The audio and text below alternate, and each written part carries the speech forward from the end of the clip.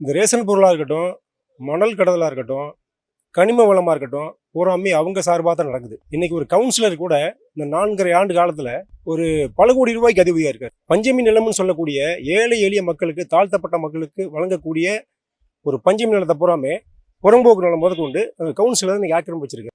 பல ஊழல் இருக்குது. டாஸ்மாக் ஊழலாக இருக்கட்டும், வேலைவாய்ப்பு ஊழலாக இருக்கட்டும், இது போன்று நடக்குது. ஒரு பஞ்சாயத்து தலைவர் திண்டுக்கல் மாவட்டத்தில், பர்டிகுலராக சொல்ல போனால் திண்டுக்கல் மாவட்டத்தில் வடமரைங்கிற ஊரில் 15 வார்டு இருக்கு பேரூராட்சி. அந்த 15 வார்டு இருக்குமே முழுக்க முழுக்க திமுகவோட ஆக்கிரமிப்பில் தான் இருக்குது. எந்த ஒரு அடிப்படை வசதியுமே இல்லை. குடிக்க தண்ணீர் கூட இல்லை. அந்த ஏரியாவில் பார்த்தீங்கன்னா முழுக்க முழுக்க நாங்கள் தாழ்த்தப்பட்ட மக்கள், பழங்குடியின மக்கள் தான் இருக்கிறோம். எங்களை ஒரு ஜாதி ஒற்றுமையாக பார்க்குறாங்க. முழுக்க முழுக்க தீண்டாமை வன்கொடுமை தான் கடைப்பிடிக்கிறாங்க. இது ஒழிக்கப்படணும். மேலும் இந்த அஜித் கொலை வழக்கு மாதிரி கூட நிறைய கொலை வழக்கு நடக்குது. தென் மாவட்டங்களில் ஆணவ கொலைகள் நிறைய நடக்குது. இந்த ஆட்சி முழுக்க முழுக்க ஏழை மக்களுக்கு எதிர்ப்பாக செயல்படக்கூடிய ஆட்சியாக இருக்குது. இது நாங்கள் ஒழிக்கப்படணும்.